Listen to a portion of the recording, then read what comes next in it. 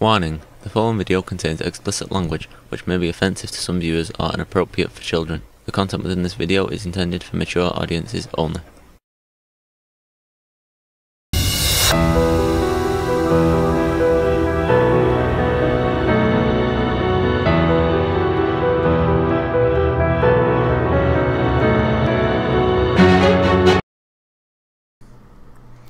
Hello and welcome to this video. I hope everyone's doing well. I hope everyone's having fun. Hope everyone's in a good place. We are continuing with our season 1 reaction listen through on the black tapes. We are continuing through episode 4, Turn That Frown Upside Down. Yeah, this is kind of one of the darker episodes so far. We're four episodes in, one season and 4 episodes, so we've got like 2 more seasons, and this episode is pretty dark. So I also need to say that I don't know what I did. Something went goofy with my Audible player. So I'm kind of guessing where we're at. So we may have a large overlap with the last episode. Maybe, maybe not. So let's do this. To clear something up before we go any further. Oh, sure, of course. I know the rumor is going around Charlesworth about our family and Catherine Williams and all that. Okay. You know, my grandmother wasn't part of that group. Yeah, there are things in the actual, because every town, even Huntsville, you have the real history, then you have the mythos. And sometimes when you separate the real history from the mythos, it kind of pisses people off because they're so invested with the mythos. People just assume that because they want a better story to hang their nasty, gossipy hats on. That's any small town, though. I imagine big cities within different neighborhoods within big cities, they have their own gossip and their own lore and mythologies. Okay, what group? It sounds like you're hearing this stuff for the first time. Well, yeah, I just started asking questions. Yeah, that is kind of interesting, because I know, like, here in Walker County we have a road called Demon's Road, and depending on who you talk to, how old they are, and what part of town they're from, that road has many different mythos, many different lore, but it's, you know, at the end of the day, it's just a road. Where back in, you know, the Sam Houston days, some pretty horrific things happened. You do know who my grandmother was, don't you? No. If she did, she wouldn't be asking the questions that she's asking. I'm sorry, I don't. My grandmother's name was Glenda DeNevers. She was a friend of the homecoming queen. Ah, that's interesting. Catherine Williams? Yeah. So what is it about this group and Catherine Williams, if you don't mind me asking? Well, rumor has it that the ghost of Sarah Benning has been haunting the families and the descendants of everyone who tormented her while she was alive. Yeah, that's, you know, that's the mythos that we've been fed so far. So I was told that the festival is about Sarah Benning's revenge, cursing the ghost of Catherine Williams to haunt the townspeople of Charlesworth, a reminder of what they did to her. Yeah, well, that's what they say, but they got it wrong. Of course, the real history and the mythos separation. The ghost story that's central to Charlesworth's annual festival is wrong? I know. It's like adding another layer of crazy on top of crazy. Or peeling an onion like an ogre. Well, In every reported sighting of the woman who has her eyes where her mouth should be and her mouth where her eyes should be, it's the face of Catherine Williams they report seeing. yes. But it's not Catherine. Uh-oh, this is kind of getting into some dark, gruesome area. It's Sarah Benning. She's wearing Catherine Williams' face. Yeah, that's kind of spooky. Then you compound that with some, somebody who wants to get rich quick scheme and comes up with this kind of fair county celebration. Upside down. Yeah. And that definitely turns the Frown upside down. Did she ever talk about what happened about Sarah?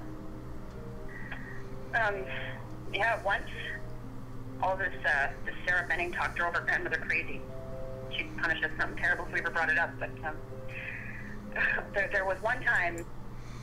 Yeah, it sounds like growing up adjacent to a military reservation. I grew up in Carpus Cove, which is basically Fort Hood. It's part of not really part of Fort Hood. It's civilian, but it's dependent on Fort Hood. Well, it's not Fort Hood anymore. They changed the name recently, and I have yet to... let me look that up real quick.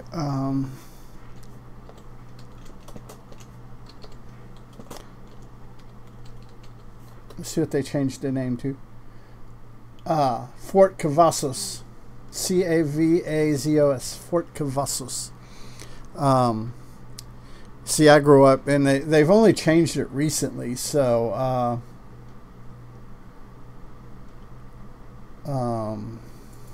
yeah. But back to where I was going,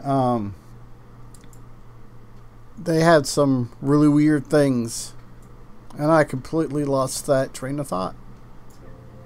She'd been drinking, and she was deep into some kind of... Okay, now I figured out what I was going to say. The growing up in that community, there were certain things you didn't talk. You knew that were kind of like open secrets because you had a lot of Korean War and Vietnam War veterans that had been soldiers at Fort Hood who retired and stayed in the area, my father being one of them. And that was just one of those things. You didn't, there are certain questions you didn't ask. You didn't because you knew the PTSD and all those other things. You didn't ask, but you kind of knew, type thing. And occasionally somebody would reach a point where they just wanted to get something off their chest. melancholy. What did she tell you? Well, she said that she laughed and she joined in when the others picked on Sarah Benning. Yeah, that's, confession's good for the soul. I mean, she had to, or else they would have picked on her too. She told us that she often saw her. Who? It was always through a window. Grandma would be washing her dishes or watching TV, and then she'd just get a dark feeling. I think we all kind of get those dark feelings from time to time. You know? And then she'd look up and she'd see that upside down face staring at her. Catherine Williams? Well, see, this is where it gets interesting. There was this one day she looked up and she saw Catherine Williams standing in her garden, just outside the kitchen window. Yeah, that is kind of nightmare fuelish. She tilted her head like a dog, and then she slowly peeled off her face. It was Sarah Benning. Yeah, let's keep the face peeling at a minimum. There's been some really, really dark Batman storylines that involving the Joker that follow this fairly same horror trope. She was wearing Catherine Williams' face, and she held it out for Grandma to see. Your grandmother told you all this? Yeah. Grandma was just getting some shit off her chest. Yeah. And there's one more thing. What? After Sarah killed Catherine, she didn't sew Catherine's face back on Catherine.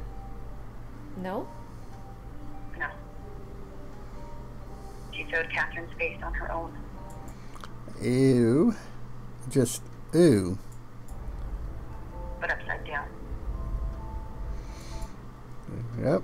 There we go. It's just ugh.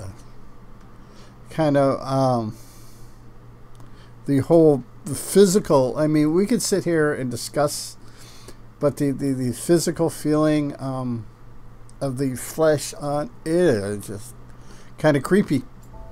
How did your grandmother know that? Well, she said that she saw Sarah Benning.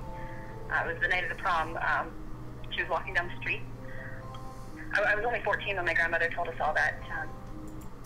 And I imagine getting to sleep after that was not easy. Fiona was 10.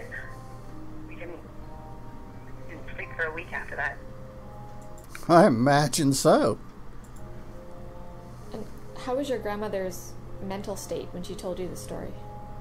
Oh, well, Grandma was sharp right up to the end, if that's what you're thinking. The thing is I've known people that have been sharp. I mean, just as sharp as a knife's edge.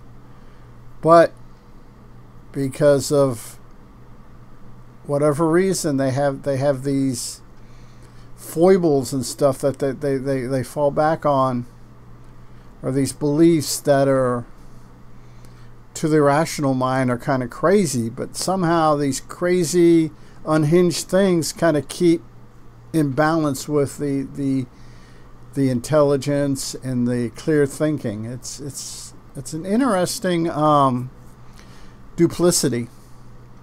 I don't know if duplicity is the right word. Duality. Duality is probably a better word. How did your grandmother die?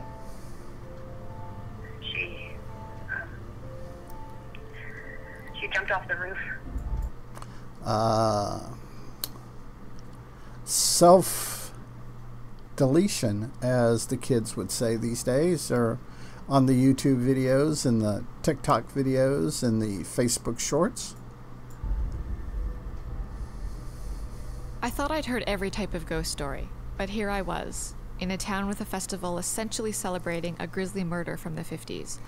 And the thing is, that is complete and total capitalism, unbridled, unhinged capitalism to cash in on something like that. And makes you really wonder